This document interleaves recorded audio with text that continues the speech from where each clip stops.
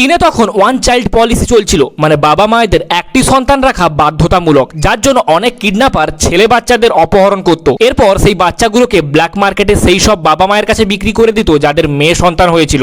এমনই এক অসহায় মা ছিলেন লি। তার 2 বছরের ছেলে হঠাৎ করে একদিন কিডন্যাপ হয়ে যায়। নিজের সন্তানকে হারানোর দুঃখ তাকে ভেতর থেকে ভেঙে দেয়। সে প্রতিদিন নিজের ছেলেকে স্বপ্নে দেখতো, স্বপ্নে তার ছেলে কাঁদতে কাঁদতে তাকে ডাকছে। নিজের ছেলেকে খুঁজে পাওয়ার জন্য লি সবকিছু চেষ্টা করেছিল। সে শহরের চারিদিকে পোস্টার লাগায়, একাধিক টিভি ইন্টারভিউ দেয়, কিন্তু তবুও তার ছেলের কোনো খোঁজ মেলে না। লি তার নিজের চাকরি পর্যন্ত ছেড়ে দেয় এবং বিভিন্ন শহরে গিয়ে তার ছেলেকে খুঁজতে থাকে। সে অনেক কমিউনিটিতে যোগ দেয়, নিজের সন্তানের পাশাপাশি অন্য হারিয়ে যাওয়া বাচ্চাদের খুঁজে পেতে সাহায্য করতে থাকে। বছরের পর বছর ধরে লি টোটাল 29টি হারিয়ে যাওয়া শিশুকে তার বাবা মায়ের সঙ্গে মিলিয়ে দেন, কিন্তু তার নিজের ছেলে কোথায় আছে, কেমন আছে তা সে তখনও জানতো না। 2020 সালে লি বলেছিল তার এখনো বিশ্বাস আছে যে তার ছেলে একদিন ফিরে আসবে, আর তার এই বিশ্বাস একদিন সত্যি হলো। কয়েক মাসের মধ্যেই সে তার ছেলেকে পুরো 25 বছর পর খুঁজে পেল। তার মনে হয়েছিল হয়তো তার ছেলে তাকে ভুলে গেছে, কিন্তু যখন তার ছেলে তার সঙ্গে দেখা করে তখন যা ঘটে তা কল্পনার থেকে অনেক হৃদয় ছুঁয়ে যাওয়ার মতো।